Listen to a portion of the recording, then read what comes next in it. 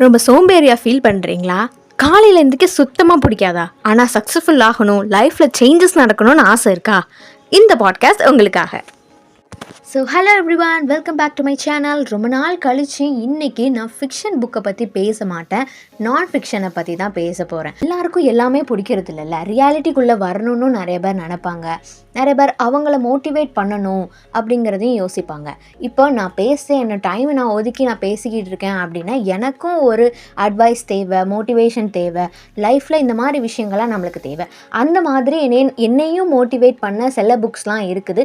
அதில் ஒரு புக்கை பற்றி தான் இன்னைக்கு பேச போகிறோம். மை ஃபர்ஸ்ட் எவர் நான் ஃபிக்ஷன் புக், த மிராக்கிள் மார்னிங். புக்கு பார்க்கும்போதே ரொம்ப தின்னாக தான் இருக்கும், பட் அதில் உள்ள ஒவ்வொரு கான்செப்டுமே ரொம்ப நல்லா சொல்லியிருப்பாங்க. எனக்கு தூக்கம் வராமல் ரொம்ப இன்ட்ரெஸ்டிங்காக பேஸ் ஜானராக இருந்த ஃபர்ஸ்ட் புக் அதுதான். ஒரு பெரிய கான்செப்டே ஈஸியாக அப்படியே ஒரு சின்ன பேராகிராஃபில் சொல்லிட்டு போயிருப்பாங்க. யாராவது சைக்காலஜி புக்கு, இந்த மாதிரி self motivation, self development book கேட்டாங்க அப்படின்னா நான் கண்டிப்பாக இந்த புக்கை தான் ரெக்கமெண்ட் பண்ணுவேன். ஏன் அப்படின்னா இதில் நிறைய கான்செப்ட் எல்லாம் சொல்லியிருப்பாங்க. இன்னைக்கு அதில் சில விஷயங்களை தான் நான் உங்களுக்கு சொல்ல போகிறேன். The very first thing is that don't isolate incidents in your life. நீ யாரையுமே ஐசோலேட் பண்ண வேண்டாம். உன்னோட லைஃப்பில் இது நான் பண்ண போகிறேன் அப்படிங்கிற ஒரு விஷயத்தை தள்ளி போடாதீங்க. இன்னைக்கு பண்ணுறோன்னா இதை இன்றைக்கே பண்ணி முடிக்கணும். Do it today. Whatever you do it today. சொல்கிறாரு, இன்னைக்கு நான் எக்ஸசைஸ் பண்ண போகிறேன், இல்லை சப்போஸ் யோகா கிளாஸ்க்கு போகிறேன் அப்படின்னா எனக்கு இன்னைக்கு போக தோணலையே, இன்னைக்கு ஒரு நாள் வேண்டாம், நாளைக்கு பார்த்துக்கலாம், நாளையிலேருந்து ஸ்டார்ட் பண்ணுறேன், நான் கண்டிப்பாக ஸ்டார்ட் பண்ணிடுவேன் நாளையிலேருந்து அப்படின்னு நம்ம நினைப்போம். ஆனால் அது பண்ண மாட்டோம். ஸோ என்ன பண்ணணும்னு நினைக்கிறோமோ அதை இன்னைக்கே பண்ண ஆரம்பிக்கணும் அப்படிங்கிறது தான் அவர் சொல்கிறாரு த ஃபர்ஸ்ட் பாயிண்டில். செகண்ட் என்ன பார்க்க போகிறோம் அப்படின்னா, you can get a good night sleep even if you just sleep 4 hours. So இந்த மிராக்கிள் மார்னிங்கோட பெரிய கான்செப்டே என்ன அப்படின்னா, நீங்கள் ஏர்லி ரைசராக இருக்கணும். அதுக்கு நீங்கள் 8 hours ஸ்லீப் கண்டிப்பாக எனக்கு வேணும் அப்படின்னு நீங்கள் நினைக்காதீங்க. நம்ம மனசு தான் எல்லாத்துக்கும் காரணம். நீ 4 hours நீ தூங்கினாலுமே அதை நீ ஃபில்ஃபில்டாக நீ நல்லபடியாக தூங்கி, இல்லை அந்த 4 hours எனக்கு போதும், மோர் தென் எனஃப் அப்படின்னு நம்ம நினச்சாலே போதும் அப்படின்னு அவங்க சொல்கிறாங்க. நான் ஸ்கூல் படிக்கும் போதுல நான் மேக்ஸ் குரூப் எடுத்திருக்கும் போது என்ன தோணும் அப்படின்னா, எனக்கு கண்டிப்பாக 8 hours ஸ்லீப் வேணும். இதில் 1 hour இல்லை ஒரு 5 minutes கம்மியானால் கூட எனக்கு ரொம்ப டயர்டாக ஃபீல் ஆகும். அதனால் நான் 8 hours கண்டிப்பாக நான் தூங்கணும் அப்படிங்கிற ஒரு கான்செப்டை தான் நான் எப்போதும் நினச்சிட்ருப்பேன். பட் இது ராங் அப்படிங்கிறத ப்ரூவ் பண்ணியிருக்காங்க இந்த புக்கில். நானே கஷ்டப்பட்டு 8 hours பிளான் போட்டு தூங்கணும் நான் பிளான் பண்ணாலும் என்னையே என்னோட சூழ்நிலைகள், என்னோட சர்க்கம்ஸ்டன்ஸ், என்னோட அட்மாஸ்பியர், வைப் எதுவுமே என்னை விடுறது கிடையாது. மேலே வீட்டில் பார்ட்டி பண்ணுவாங்க, சவுண்டு வைப்பாங்க, அப்போ என்னால் தூங்க முடியாது. அப்போ நான் எப்படி ஒர்க் போகேன் அப்படின்னு நீங்கள் நினைக்காதீங்க. எல்லாத்துக்கும் உங்கள் மனசு தான் காரணம். நீங்கள் ஒரு 4 hours நல்லபடியாக தூங்கி எந்திரிச்சா கூட அந்த டயர்ட்னஸ் போயிடும் அப்படிங்கிறத அவர் சொல்கிறாரு. ஸோ நான் காலையிலே எழுந்திரிச்சு நான் என்ன பண்ண போகிறேன், எனக்கான ஒரு பிளான் இல்லையே அப்படிங்கிறதுக்காகவே அவராகவே ஒரு பிளானை போட்டு நம்மளுக்கு சொல்கிறாரு. மார்னிங் நம்ம மைண்டு ரொம்ப ஃப்ரெஷ்ஷாக இருக்கும், ரொம்ப ஆக்டிவாகவும் இருக்கும். ஸோ அதுக்கு தகுந்த மாதிரி நம்மளுக்கு வேலை இல்லாமல் யாருக்கும் இருக்க மாட்டாங்க, அப்படி தானே? நம்ம அதை முன்னாடியே நைட்டே பிளான் பண்ணி நான் காலையில் என்னெல்லாம் பண்ண போகிறேன் அப்படிங்கிறத நோட் பண்ணி எடுத்து வச்சுக்கோங்க அப்படிங்கிறதான் தேர்ட் பாயிண்டில் சொல்கிறாரு. Have a pre morning routine to get out of bed fast. காலையிலே நான் இதெல்லாம் பண்ணணும் கண்டிப்பாக அப்படிங்கிற ஒரு ஈகர்னஸோட எந்திக்கணும் அப்படின்னா நம்ம பெட்லேருந்து சீக்கிரமாக எந்திரிச்சிருவோம் அப்படிங்கிறத அவர் சொல்கிறாரு. என்றைக்குமே 5 o'clock ஒரு நிமிஷம் முன்னாடி பின்னாடி இல்லாமல் அந்த டைம் எந்திரிச்சோம் அப்படின்னா நம்ம கண்டிப்பாக எந்திரிச்சிருவோம். அது நம்மளுக்கு ஒரு சோம்பேறித்தனத்தையும் கொண்டு வராது. நம்ம கண்டிப்பாக எந்திக்கணும், நம்ம லைஃப் இனிமேல் நல்லா மாறப்போகுது அப்படிங்கிற ஒரு தாட் இருந்தால் மட்டுமே போதும், நம்ம எந்திரிச்சிருவோம் அப்படிங்கிறத அவர் சொல்கிறாரு. இந்த புக்கை பற்றி நான் ரெக்கமெண்ட் பண்ணுறேன் அப்படின்னா இது என்னோடய பர்சனல் லைஃப்லையும் நிறைய இம்பேக்ட் பண்ணியிருக்குது. இந்த 3 things போக இவர் சேவர் அப்படிங்கிற ஒரு பிக்கஸ்ட் கான்செப்டையும் சொல்லியிருப்பாரு. என்ன அப்படின்னு பார்ப்போம். S for silence. ஸோ என்றைக்குமே நம்மளுக்கு ஒரு பெரிய பிரச்சனை வரப்போகுது அப்படின்னா நம்ம என்ன பண்ணிடணும் அப்படின்னா அமைதியாக இருந்துடணும். அமைதியாக இருக்கிறனால செல்ஃப் அவேர்னஸ் இன்க்ரீஸ் ஆகும், நம்ம ஸ்ட்ரெஸ் ரெடியூஸ் ஆகும். இந்த மாதிரி நிறைய ஒரு விஷயங்கள்லாம் இருக்குது. இந்த அமைதியாக இருந்து என்ன பண்ணலாம் அப்படின்னா மெடிடேட் பண்ணலாம், ப்ரேயர் பண்ணலாம். அது நம்ம லைஃப்பில் ஒரு பெரிய ரிஃப்ளெக்ஷனையும் கொண்டு வரும். நமக்குள்ளேயே ஒரு பெரிய பேஷன்ஸை அது கொண்டு வரும். நம்ம யாரை பார்த்தாலும் ஒரு ஸ்மைல் பண்ணணும், காமாக இருக்கணும், காமான பிஹேவியர் இருக்கணும் அப்படிங்கிறத அதில் சொல்லியிருக்காங்க. The first thing is silence. The next thing is affirmation. என்ன மாதிரி விஷயங்கள்லாம் அஃபர்மேஷனில் இருக்கணும். என்றைக்குமே நம்ம நியூ இயர் ஸ்டார்ட் ஆகும்போது எல்லாருமே அஃபர்மேஷன் அப்படிங்கிற ஒன்று எடுக்கணும்னு நினைப்போம். பட் அந்த ஒன் திங்கு கூட நம்ம கண்டிப்பாக பண்ணியிருக்க மாட்டோம். அதே இது நம்ம டெய்லி அதையே நம்ம சொல்லிகிட்டே இருந்தோம் அப்படின்னா நம்மளுக்கு கண்டிப்பாக ஒரு இம்பேக்ட் வரும். பண்ணாதான் என்ன, நம்மளுக்கு தான் இப்போ 5 மணிக்கு எந்திரிச்சிருவோமே, நம்மளுக்கு நிறைய டைமும் கிடைக்கும். ஸோ கண்டிப்பாக இந்த அஃபர்மேஷன்ஸ் எல்லாம் ட்ரை பண்ணும். ஸோ என்ன விதமான அஃபர்மேஷன்ஸ் தான் இருக்கணும் அப்படின்னு நம்ம பார்த்தோம்னா, வாட் யூ ரியலி வாண்ட், நம்மளுக்கு என்ன தேவையோ அதை தான் நம்ம வந்து ஒரு அஃபர்மேஷன்ஸ்குள்ளேயே கொண்டு வரணும். நம்மளுக்கு தேவையில்லாத விஷயங்களெல்லாம் நம்ம வந்து எடுத்து போட்டுட்டோம் அப்படின்னா அது நடக்கவும் செய்யாது.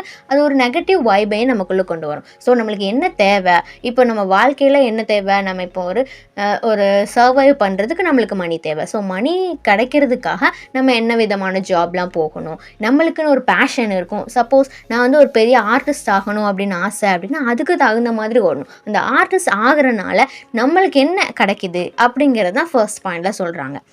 வாட் யூ ரியலி வாண்ட்டில் இப்போ நான் ஆர்டிஸ்ட் ஆகணும் அப்படிங்கிற ஒரு கான்செப்டை வச்சுட்டு அதுக்கு தகுந்த மாதிரி நம்ம ஓடணும் அப்படிங்கிறத சொல்கிறாங்க. So second one, why you want it, எதுக்காக நீ இப்போ ஆர்டிஸ்ட் ஆகணும்னு நினைக்கிற, ஏதாவது ஒன்று டாக்டர் ஆகணும்னாலுமே எதுக்கு நீ டாக்டர் ஆகணும்னு நினைக்கிற, டாக்டராகி நான் வந்து 4 பேருக்கு உதவி செய்யணும் அப்படிங்கிற மாதிரி ஒரு கான்செப்டை உன் மைண்டில் நீ என்னைக்கு ஏற்றி வச்சுக்கோ. இல்லை எனக்குன்னு ஒரு ஃபேம் கிடைக்கணும், அந்த ஃபேம் கிடைக்கிறதுனால எனக்கு ஒரு ஹாப்பினஸ் இருக்குது, அதனால எனக்கு இந்த ஹாப்பினஸ் கிடைக்கும் நான் நம்புகிறேன் அப்படிங்கிறது தான் வந்து செகண்ட் பாயிண்டில் சொல்கிறாங்க.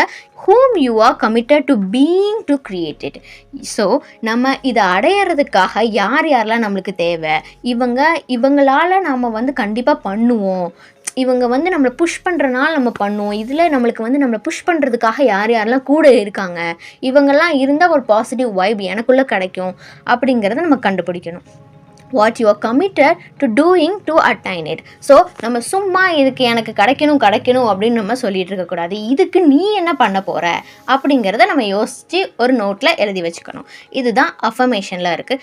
And add inspirational quotes and philosophies. இது கூட சேர்த்து என்ன பண்ணணும் அப்படின்னா நிறைய inspirational quote, Abdul Kalam sir, Bill Gates, இவங்க எல்லாருமே வந்து நல்ல இன்ஸ்பிரேஷனல் கோட்ஸ் தான் சொல்லியிருப்பாங்க. ஸோ இதெல்லாம் வந்து நம்ம நோட் பண்ணி வச்சுக்கணும். அவங்க வந்து ஒரு பெரிய விஷயத்த ஒரு சின்ன கோட்டில் சொல்லிட்டு போயிடுவாங்க. ஸோ அது அவங்க எவ்வளோ சஃபர் ஆகியிருந்தா அவங்க அதை சொல்லியிருப்பாங்க, அதுக்கு பிஹைண்டில் என்னெல்லாம் இருக்குது, நம்மளும் அதை வந்து ஃபேஸ் பண்ணி தான் ஒரு சக்ஸஸை அடைய முடியும் அப்படிங்கிறத நம்ம வந்து புரிஞ்சுக்கிறதுக்காகவே அந்த கோட்ஸ், ஃபிலாசபிஸ்லாம் நம்ம எழுதி வச்சுக்கணும் அப்படின்னு அவங்க சொல்கிறாங்க. So third thing is visualisation. நீங்கள் என்ன பண்ண போகிறீங்க அப்படின்னு நினைக்கிறீங்களோ, இப்போ நீங்கள் ஒரு பெரிய ஆளாக போகிறீங்க, பெரிய ஆளாகி டெட்டாக் கொடுக்க போகிறீங்கன்னு வச்சுக்கோங்களேன். அந்த டெட்டாக் கொடுக்குற மாதிரியே வந்து பிக்சரைசேஷன் பண்ணணும் நம்ம மைண்டுக்குள்ளே. அதே மாதிரி ஒரு பிளாக் கோட் போட்டு ஃபுல்லாக நம்மளை சுற்றி ஒரு ரெட் பேக்ரவுண்ட் இருக்கிற மாதிரி, அங்கே சைடில் வந்து அந்த டெட் அப்படிங்கிற அந்த ஃபாண்ட்டு இருக்கிற மாதிரி நம்ம பிக்சரைசேஷன் பண்ணி நம்ம பார்த்துக்கிட்டே இருக்கணும். நீங்கள் டாக்டர் ஆகணும் அப்படின்னு நினச்சாலுமே நீங்கள் அந்த கோட் சூட் போட்டிருக்க மாதிரி, அந்த ஸ்டெதஸ்கோப் போட்டிருக்க மாதிரி எல்லாத்தையுமே வந்து நீங்கள் விசுவலைஸ் பண்ணி பார்க்கணும். உங்களுக்குன்னு ஒரு பேஷண்ட் இருக்கிற மாதிரி, அந்த பேஷண்ட்டுக்கு நீங்கள் என்னெல்லாம் ரெக்கமெண்ட் பண்ணுவீங்க, அதுக்கப்புறம் உங்களோட ஹாஸ்பிட்டல் எப்படி இருக்கும், உங்கள் சரௌண்டிங்ஸ் எப்படி இருக்கும், எல்லாத்தையுமே வந்து நம்ம மைண்டில் நம்ம பிக்சரைசேஷன் பண்ணி பார்த்துக்கிட்டே இருக்கணும் அப்படிங்கிறத அவங்க சொல்கிறாங்க. இந்த விஷுவலைசேஷனை எப்போ பண்ணணும் அப்படின்னா நீங்கள் மார்னிங் பண்ணணுமா. எப்படி பண்ணணும் அப்படின்னா, get ready, then sit on a couch and breathe. Visualize what you really want. என்ன வேணும் அப்படிங்கிறத நம்ம என்ன பண்ணணும் அப்படின்னா நம்ம விஷுவலைசேஷன் பண்ணிகிட்டே இருக்கணும். நெக்ஸ்ட் நாள் அதே விஷுவலைசேஷன் பண்ணும்போது அதையும் விட நம்மளுக்கு இமேஜினேஷன் அதிகமாகும். ஸோ கொஷின்ஸும் அதிகமாகும். அதுக்கு தகுந்த மாதிரி நம்ம ரிசர்ச்சும் பண்ண ஆரம்பிப்போம். ஸோ அந்த கான்செப்டை தான் அவங்க இதில் சொல்கிறாங்க. ஒரு நம்மளோட பர்ஃபெக்ட் டே எப்படி இருக்கணும் அப்படிங்கிறத யோசிச்சு பாருங்கள். தேர்ட் திங் என்ன அப்படின்னா, visualize who you need to be and what you need to do. See yourself engaging in exercise you need to complete is just. The fourth one is exercise. So exercise பண்ணுறது எல்லாருமே சொல்லுவாங்க ரொம்ப important அப்படிங்கிறது. So இவரும் அதே தான் repeat பண்ணுறாரு. Exercise பண்ணுறனால நம்மளுக்கு செல்ஃப் கான்ஃபிடென்ஸும் அதிகமாகும். எக்ஸசைஸ் பண்ணுறனால நம்ம பாடியில் மட்டும் இல்லாமல் நம்மளோட மென்டல் ஹெல்த்துமே நல்லபடியாக இருக்கும் அப்படின்னு சொல்கிறாங்க. சில பேர் லீனாக தானே இருக்கேன், நான் ஏன் எக்ஸசைஸ் பண்ணணும் அப்படின்னு சொல்லிட்டு நினைப்பாங்க. பட் அப்படி கிடையாது. பாடியில் மட்டும் இல்லாமல் நம்மளோட தேஜஸை பார்க்கறதுக்கு ரொம்ப டிஃப்ரெண்ட்டாக ஆகும், நம்ம ஷைன் ஆகலாம் எக்ஸசைஸ் பண்ணால் அப்படிங்கிறத வந்து இவர் சொல்கிறாரு. Next thing, reading. என்னோட ஃபேவரட் ஹேபிட். புக்கை பற்றி பேசுகிறனால மேக்ஸிமம் எல்லாருக்கும் இது ஒரு ஃபேவரட் ஹேபிட்டாக தான் இருக்கும், ரீடிங். ஸோ ரீடிங் வந்து என்ன பண்ணணும் அப்படின்னா, அட்லீஸ்ட் ஒன்றுமே இல்லை, ஒரு 200 pages மார்னிங் எழுந்திரிச்சு ரீட் பண்ணுங்கள். உங்களோட வெக்காபுலரிஸ் இல்லைனா ஸ்பீக்கிங் ஸ்கில், லாங்குவேஜ் எல்லாமே இம்ப்ரூவ் ஆகும். நம்மளோட மைண்ட் செட்டுமே நிறைய மாறும். நம்ம செல்ஃப் டெவலப்மெண்ட் புக்கை ரீட் பண்ணணும் அப்படிங்கிறத அவர் சொல்கிறாரு. மார்னிங் ஒரு 200 pages போதும். இல்லை அப்படின்னா நீங்கள் ஒரு ஸ்கூல் ஸ்டூடெண்ட்டாக இருந்தீங்க அப்படின்னா உங்களோட புக்ஸில் உள்ள ஒரு 200 pages இந்த மாதிரி ரீட் பண்ணாலும் போதும் அப்படிங்கிறத அவங்க சொல்கிறாங்க. சேவர்ஸில் லாஸ்ட் திங் எஸ். ஸோ இதெல்லாம் வந்து நம்ம லைஃப் சேவராகவும் இருக்கும் அப்படிங்கிறதுக்காக தான் சேவர்ஸ் அப்படின்னு சொல்கிறாங்க. So the last thing is scribbling. Yes for scribbling. So நம்மளுக்கு என்ன தோணுதோ ஒரு நோட்டு பெண்ணை எடுத்து நம்ம எழுத ஆரம்பிச்சிடணும். நம்மளுக்கு கிறுக்க தோணுதா தாராளமாக கிறுக்கலாம். அந்த மாதிரி ஒரு 5 நிமிஷத்தை நம்ம ஒதுக்கிட்டு நம்ம ஒரு நோட்டு பெண்ணை எடுத்து எனக்கு இதெல்லாம் தோணுச்சு, நம்மளுக்கு ஐடியாஸ்லாம் புதுசாக வரும். நைட்லாம் திடீர்னு பார்த்தீங்கன்னா இந்த ரைட்டர்ஸ்லாம் இருப்பாங்க, அவங்கெல்லாம் 12 மணிக்கு எழுந்திரிச்சு உட்காந்து ஐடியாஸ்லாம் எழுதுவாங்க. ஸோ இந்த மாதிரி நேரத்துலலாம் நம்ம மைண்டு ஃப்ரெஷ்ஷாக இருக்கும். ஸோ ஜேர்னல் எழுதணும், இல்லைன்னா ஒரு ப்ராஜெக்ட் பண்ணுறோம் அப்படின்னா நம்மளுக்கு ஐடியாஸ் மார்னிங் வந்து புதுசாக வரும். ஸோ அப்போ நம்ம எழுதி வைக்கணும். நம்ம இன்டர்நெட் கனெக்ஷன்ஸ் எல்லாம் வந்து தூக்கி தூர போட்டுட்டு நம்ம மைண்டில் என்ன தோணுதோ அதை நம்ம எழுதி பார்க்கணும். அதாவது கூகுளில் ரெஃபர் பண்ணணும் அப்படின்னா அதையும் ஒரு சைடில் எழுதி வச்சு, இப்போ மொபைல் யூஸ் பண்ணுறோமோ அப்போ நம்ம செக் பண்ணிக்கணும் அப்படிங்கிறத நம்ம நினைக்கணும். உடனே நம்ம செக் பண்ணோம் அப்படின்னா நம்ம மொபைல் எடுப்போம், மொபைல் எடுத்த உடனே ஃபுல்லாக அதிலே போயிடும். ஸோ அப்படி இல்லாமல் நம்மளுக்கு என்ன ஐடியாஸ் தோணுதோ நம்ம ஒரு நோட்டு பெண்ணை எடுத்து எழுத ஆரம்பிக்கணும் அப்படிங்கிறத அவர் சொல்கிறாரு. 5 o'clock எந்திக்கிறத வந்து நீங்கள் ஒரு 30 days தொடர்ந்து பண்ணாலே போதும். அதுக்கப்புறம் நீங்கள் தானாகவே எந்திக்க ஆரம்பிச்சிருவீங்க. ஃபர்ஸ்ட் 10 days எப்படி இருக்கும் அப்படின்னா அன்பியரபிளாக இருக்கும். ஸோ அதெல்லாம் நீங்கள் தாண்டிட்டீங்க அப்படின்னா அதுவும் ஒரு பெரிய சக்ஸஸ் தான். நெக்ஸ்ட் 10 days எப்படி இருக்கும் அப்படின்னா அன்கம்ஃபர்டபுளாக இருக்கும். ஸோ சப்போஸ் ஏதாவது நம்மளுக்கு வந்து மெடிக்கல் இஷ்யூஸ் ஏதாவது வந்துருச்சு அப்படின்னா நம்ம வந்து ஓகே வேண்டாம், நம்ம தான் 10 days பண்ணிட்டோமே அதுவே பெருசு, ஓகே நம்ம திருப்பி தூங்கிடலாம் அப்படிங்கிற மாதிரி தோணும். ஸோ ஆனால் அப்படி இல்லாமல் அதையும் நீங்கள் தாண்டி நீங்கள் அந்த 10 days திரும்பி பண்ணிட்டீங்க அப்படின்னா நீங்கள் எப்படி மாறுவீங்களா? அன்ஸ்டாப்பபிளாக மாறுவீங்க. உங்களை யாராலையுமே தடுக்க முடியாது, நீங்கள் எந்திக்கிறதையும் யாராலையும் தடுக்க முடியாது. ஸோ அந்த மாதிரி நீங்கள் மாறதுக்கு வாய்ப்புகள் இருக்குது அப்படிங்கிறத அவர் first to 30 days வரைக்கும் நம்மளுக்கு லிஸ்ட் போட்டு சொல்லியிருக்காரு. Are you ready to take your life to next level? இப்படியே நீங்கள் இருக்க போகிறீங்களா இல்லை நெக்ஸ்ட் லெவலையும் கொண்டு போக போகிறீங்களா அப்படிங்கிறத நீங்களும் கமெண்ட் பண்ணுங்கள். அண்ட் உங்களுக்குள்ளே என்னெல்லாம் சேஞ்சஸ் நடந்தது அப்படிங்கிறத மறக்காமல் ஷேர் பண்ணுங்கள். பாய் பாய், ஓவர் அண்ட் அவுட்.